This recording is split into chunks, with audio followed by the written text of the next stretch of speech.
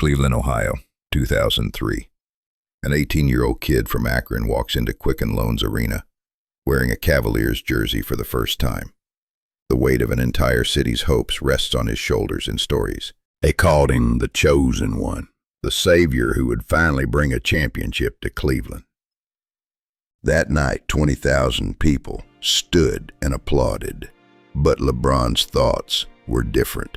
What do these people expect from me, he wondered. I'm 18 years old, and they're looking at me like I can change the fate of an entire city. His childhood years in Akron flashed before his eyes.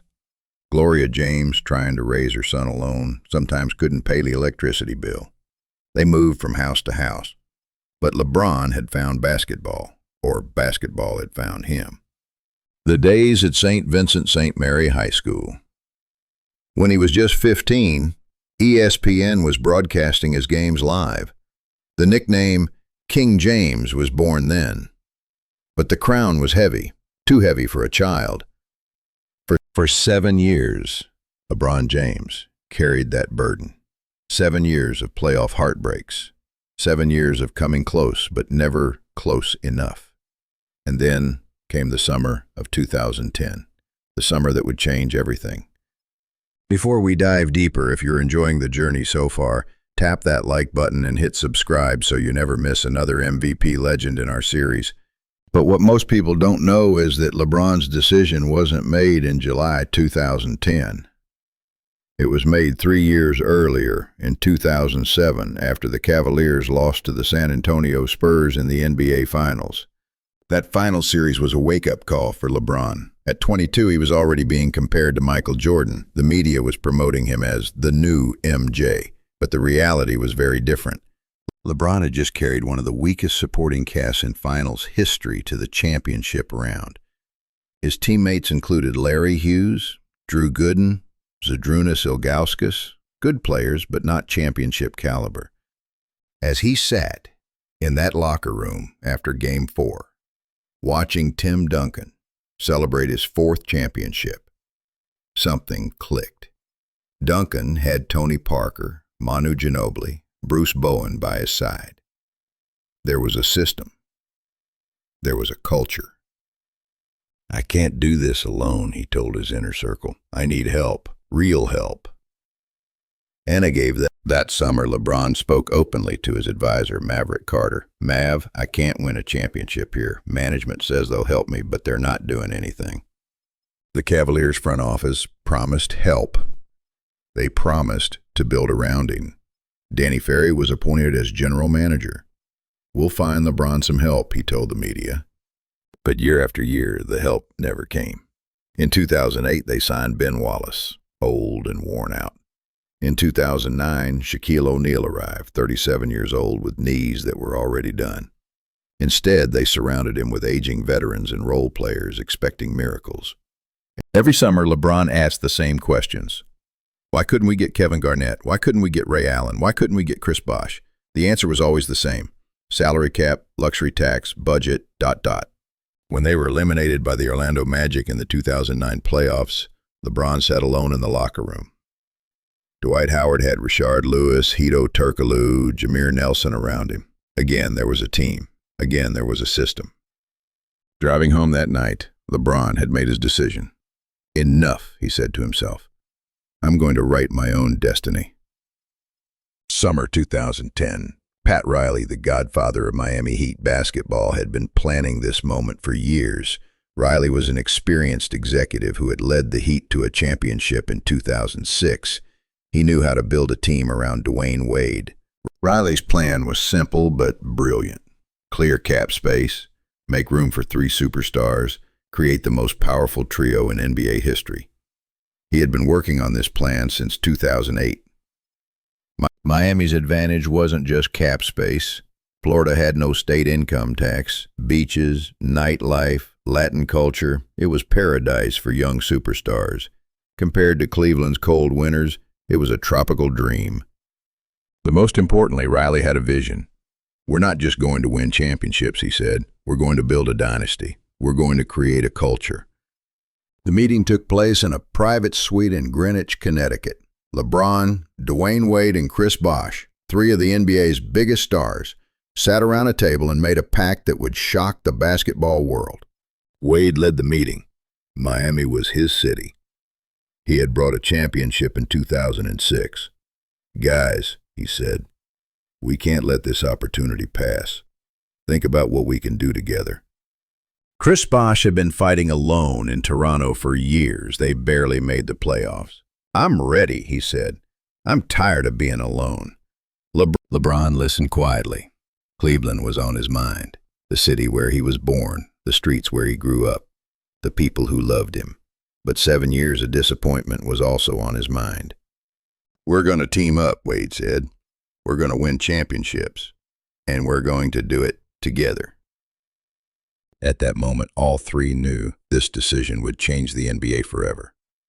I be destinies. Superstar players would now take their destinies into their own hands. I be destinies. But there was one problem.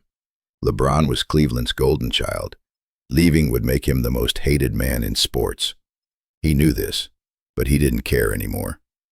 ESPN offered LeBron something unprecedented, his own one-hour television special to announce his decision.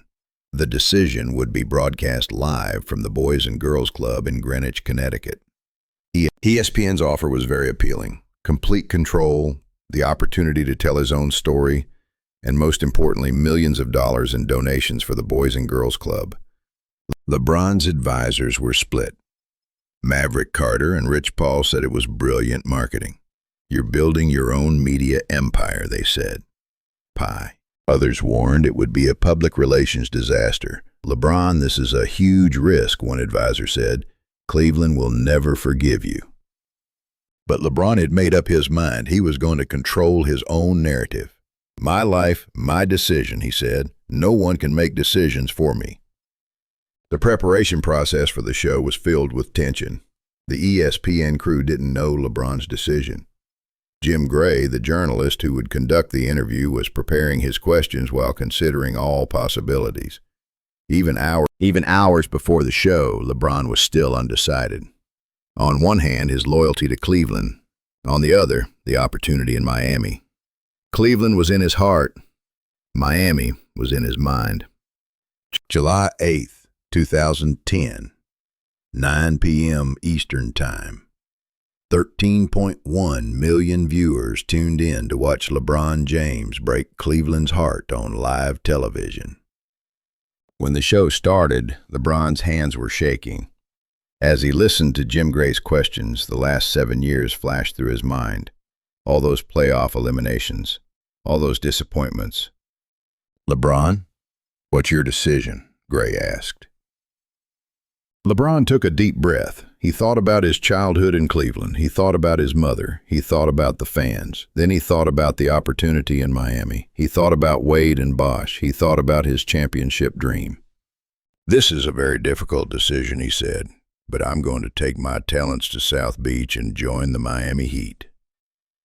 8 words that changed everything. Ending quote. The reaction was immediate and brutal. Cleveland fans burned LeBron jerseys in the streets.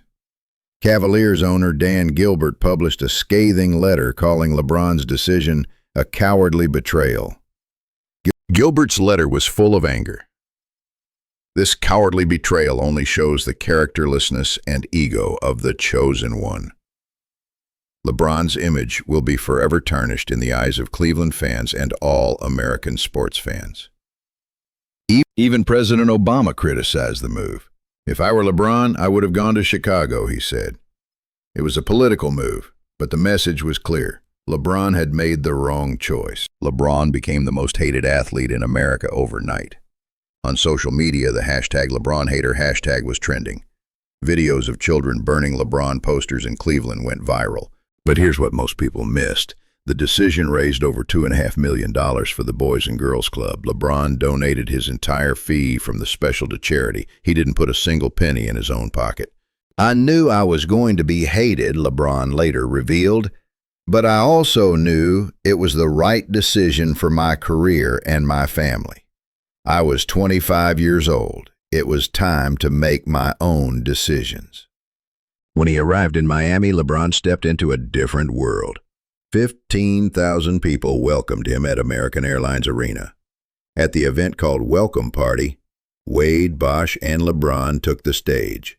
Not one, not two, not three, not four, not five, not six, not seven, LeBron said into the microphone. The crowd went wild. Championship promises were flying in the air. But reality wasn't that easy. The first season was tough. Building team chemistry took time. They were eliminated by the Boston Celtics in the playoffs. The media and fans were ruthless. LeBron can't win championships, they said. He's not clutch. He's not a leader. Jordan would never make such a decision. But LeBron didn't give up. He worked with coach Eric Spoelstra. He built bonds with his teammates. He learned to be part of the system. When they beat the Oklahoma City Thunder in the 2012 finals, LeBron couldn't hold back his tears. Finally, he thought, finally, I'm a champion. In 2013, in the series against the San Antonio Spurs that went to 7 games, Ray Allen's unforgettable three-pointer came. When LeBron won his second championship, he was a different player. He had become a leader. I'm coming home, he wrote in a letter to Sports Illustrated. I want to bring a championship to Northeast Ohio. This is my mission. The decision to return was as dramatic as a decision to leave Miami. But this time it was different. He was now a champion. He had proven himself. It was time to come home. When he returned to Cleveland, the city welcomed him like a hero. The anger from 4 years ago had turned into longing. The prodigal son had returned. 2016, Game 7 of the NBA Finals. Cleveland Cavaliers versus Golden State Warriors. LeBron James, playing for his hometown team, delivers the championship Cleveland had waited 52 years for. As he held that trophy, tears streaming down his face, LeBron proved that sometimes the most criticized decisions lead to the greatest redemptions. Quick time out! If this story is inspiring you, smash like and hit subscribe right now to join the MVP Stories community. Cleveland, this is for you, he shouted to the crowd. 1.3 million people attended the championship parade. It was the biggest celebration in the city's history. Today, LeBron James is considered one of the greatest players in NBA history. 4 championships, 4 finals MVPs, a legacy that transcends basketball. In his final years playing for the Los Angeles Lakers, he won another championship in 2020. This championship, dedicated to Kobe Bryant, was the final link in his leadership journey. But it all started with one decision. A decision that broke hearts, changed the NBA forever, and taught us that sometimes you have to be willing to be hated to achieve greatness. The decision wasn't just about basketball. It was about a young man taking control of his destiny, no matter the cost. It was about strategic thinking, replacing traditional loyalty. It was about players gaining power and writing their own stories. LeBron's decision paved the way for the next generation of superstars. Kevin Durant went to the Warriors. Kawhi Leonard chose the Clippers. Anthony Davis came to the Lakers. They all walked the path that LeBron opened. And in the end, it was the most brilliant move he never wanted to make. Because sometimes, greatness comes from making unpopular decisions. Sometimes, leadership comes from being willing to stand alone. LeBron James didn't just change teams with the decision. He ended an era and started a new one. And he went down in history as the man who wrote his own destiny.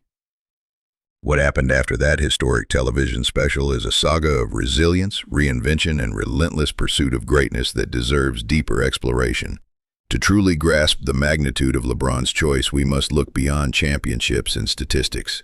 We need to examine the ripple effects that spread through the league, the economy of 2 cities, and the psyche of a generation of athletes who suddenly realized they held the pen to their own story. First, consider the economic vacuum that formed in Cleveland the moment LeBron announced his departure. Local bars that thrived on game nights saw their revenues plummet by nearly 40%. Merchandise sales, once fueled by thousands of maroon and gold jerseys, collapsed overnight. Hotels that relied on visiting fans emptied. Economists later estimated that the city lost more than $100 million in projected revenue over the 4 seasons LeBron played in Miami. The kid from Akron had inadvertently become a multi-million-dollar industry, and when he took his talents to South Beach, that industry relocated with him. Meanwhile, Miami blossomed. Ticket prices at American Airlines Arena doubled within weeks. Retail around Biscayne Boulevard exploded as international tourists added heat game to their vacation itineraries. Restaurants invented dishes named after the new Big Three: Wade Wings, Bosch Burgers, and the inevitable King James Steak. Miami became the epicenter of basketball culture, and Pat Riley, the architect behind the super team, proved that front office vision could reshape entire markets. Yet money was just one facet. The social impact loomed larger. In barbershops from Brooklyn to Bakersfield, young athletes argued about player empowerment. They admired how LeBron circumvented the usual channels: no cryptic trade demands through agents, no leaks to reporters. He looked into a camera and told the world exactly what he planned to do. Critics called it narcissism. Supporters hailed it as self-determination. Either way, for the first time, an athlete had transformed free agency into primetime theater. In locker rooms across high school gyms, coaches felt the tremors. Teenagers began to ask questions they had never dared voice aloud. Why can't we choose the environment that maximizes our potential? Why must loyalty outweigh ambition? The shift in mindset was subtle at first, but by the time LeBron won his second ring, the change was irreversible. The era of the passive superstar was over. On the court, the 2012 and 2013 finals proved that talent united under a shared vision can become nearly unstoppable. Opposing coaches developed entirely new defensive schemes, LeBron rules, devoting hours to film sessions aimed at containing a 6'9" freight train with point guard vision. Some teams exhausted their rosters cycling fresh defenders every few minutes, hoping fatigue would dull his edge. It rarely did. Off the court, the media narrative oscillated between praise and condemnation. Skip Bayless questioned LeBron's mental toughness almost daily, while analysts at ESPN highlighted his efficiency numbers that rivaled Jordan's prime. LeBron watched it all in silence, adding each slight to an internal ledger of motivation. He would revisit that ledger every offseason at 5 a.m. workouts, repaying criticism with improved footwork, sharper mid-range shooting, and a post-game he learned from sessions with Hakeem Olajuwon. Then came 2014, a year of both triumph and frustration. The Heat reached their 4th consecutive finals but ran into a vintage Spurs machine running on the fuel of revenge. San Antonio dismantled Miami in 5 games, exposing a worn-down supporting cast and leaving LeBron at a crossroads once again. He could stay in Miami and hope Riley retooled, or he could unlock the next chapter of his evolving legend. LeBron chose the latter, returning to Cleveland not as a prodigal son, but as a matured king on a redemption quest. His homecoming letter, a masterclass in storytelling, articulated a purpose larger than himself. My relationship with Northeast Ohio is bigger than basketball. I want kids in Akron to realize there's no better place to grow up. Those words resonated far beyond sports pages. They echoed in classrooms where children saw hope stamped with the Nike swoosh. In 2015, LeBron carried an injury-ravaged Cavaliers roster to a heroic 6-game finals against Golden State, averaging nearly a triple-double. Though the Warriors prevailed, he reminded the world that his greatness did not rely on superstar teammates. The following season, with Kyrie Irving healthy and Kevin Love finding his rhythm, LeBron orchestrated the greatest comeback in finals history, erasing a 3-1 deficit against a record-setting 73-win Warriors team. The chase-down block on Andre Iguodala became an immortal image, an athlete defying physics, time, and expectation in a single play. Beyond basketball, LeBron's ventures multiplied. Spring Hill Entertainment produced documentaries that gave voice to marginalized communities. Uninterrupted, offered athletes an unfiltered platform to speak truths previously filtered by PR departments. In 2018, he opened the I Promise School in Akron, an institution that provides free tuition, meals, bikes, and guaranteed college scholarships for graduates. When critics once asked what his television special had accomplished, he finally had an answer measured in diplomas and transformed lives. The move to Los Angeles in 2018 introduced fresh skepticism. Some said he was chasing Hollywood glory rather than basketball immortality. Yet in 2020, amid a pandemic, in a bubble, under the emotional weight of Kobe Bryant's passing, LeBron secured his fourth title and fourth Finals MVP, guiding the Lakers back to relevance.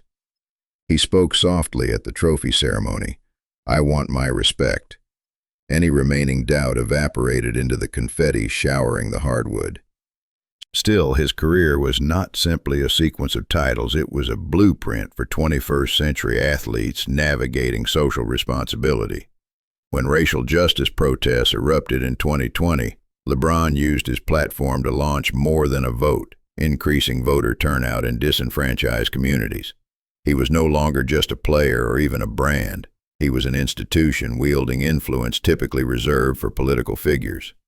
As his playing days approached their twilight, speculation about retirement swirled. Would he team up with his son Bronny, fulfilling a dream only conceivable because player empowerment now extended to father-son dynasties? Scouts analyzed every high school game Bronny played, aware that drafting him might also lure a still formidable 40-year-old LeBron. Meanwhile, the league LeBron reshaped continued to evolve. Supermax contracts, once seen as golden handcuffs, became leverage tools.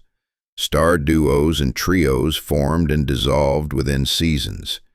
The phrase ring culture, the idea that only championships validate a career, took root partly because LeBron had proved the lengths one must go to chase hardware. Even Hollywood capitalized, casting LeBron alongside Bugs Bunny in Space Jam: A New Legacy. Critics were divided, but kids loved it, and marketing analysts noted how seamlessly basketball, cinema, and streaming platforms merged under LeBron's cross-market appeal. Yet through every venture and every headline, the central theme remained: agency. LeBron defined success on his own terms, refusing to be constrained by hometown guilt, small market pessimism, or media narratives. He embraced the burden of villainy in 2010, the mantle of heroism in 2014, and the role of elder statesman in 2020, all chapters authored by his own hand. Today, as analysts debate whether he or Jordan reigns supreme, the question feels almost secondary. Michael Jordan dominated an era. LeBron James reshaped the industry. He leveraged television, social media, and modern CBA clauses to rewrite power dynamics. Future historians may measure his impact not only in rings but in revenue models, athlete activism, and young players boldly choosing their own paths. So when we rewind to that July evening in 2010, we should see more than a controversial TV special. We should see the first domino in a cascade of transformational moments, economic revivals, social movements, and paradigm shifts in professional sports. We should recognize the decision as the spark that illuminated a broader truth, that greatness is not a straight line, but a series of conscious choices, each audaciously made in the face of judgment. LeBron James taught us that loyalty and ambition need not be mutually exclusive, that leaving home can sometimes be the most loving act if it empowers us to return stronger. He proved that leadership means making unpopular decisions, absorbing the backlash, and converting that energy into fuel for change. And as he continues to step onto the court, breaking scoring records once thought untouchable, we realize the story is still being written. Somewhere, a kid in a small gym watches, dreaming of controlling their own destiny. They may never announce their college choice on national television, but they will remember the day they learned that their voice matters, that they too can choose their South Beach. When LeBron finally hangs up his sneakers, statues will rise in Cleveland, Miami, and Los Angeles, each commemorating a different chapter. Yet the greatest monument will be intangible, a generation of empowered athletes across every sport who understand that they are not chess pieces but players at the board. The decision changed everything, and its story will echo wherever ambition collides with expectation. Because in the end, the measure of a decision is not how it is received, but how it reshapes the world. LeBron's choice reshaped ours, and the tale grows richer with every passing season. Yet there is still more to this saga. Chapters that statistic sheets cannot capture and highlight reels rarely show. When people debate LeBron's legacy, conversations often stall at championships and MVPs. But greatness also lives in subtler domains: mentorship, cultural influence, and the quiet audacity of setting new norms for how athletes engage with society. Let us walk through that landscape, exploring how LeBron's journey has transformed the very architecture of modern basketball and left fingerprints on realms far beyond the hardwood. The Mentor King. In 2017, rookie forward Jason Tatum met LeBron during a preseason workout in Los Angeles. Tatum later recalled how LeBron spent 40 minutes breaking down footwork, angles, and recovery drills, techniques refined over a decade of playoff battles. Tatum expected a quick photo op. Instead, he received a masterclass. Stories like this surfaced everywhere. Bam Adebayo learning switching principles, Trae Young understanding balance on deep threes, Luka Doncic absorbing how to manipulate pace. No superstar since Magic Johnson had been so generous with in-season tutelage. Old-school icons guarded trade secrets. LeBron shared them. He understood that the league's health depended on its young stars, that iron sharpens iron. In doing so, he catalyzed a culture of peer mentorship. You now see veterans like Chris Paul hosting off-season camps, Stephen Curry inviting G League prospects to scrimmages, and Kevin Durant analyzing film with rookies, all echoes of LeBron's open-source approach to greatness. When LeBron entered the league in 2003, strength coaches spoke in broad strokes: lift heavy, run sprints, hope for the best.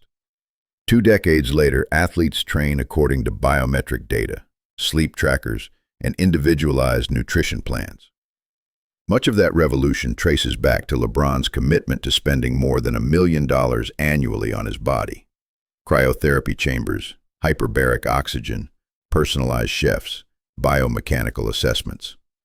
The ripple effect is observable. Franchises expanded performance staffs, the NBA introduced schedule optimizations, and colleges built recovery rooms that resemble NASA labs.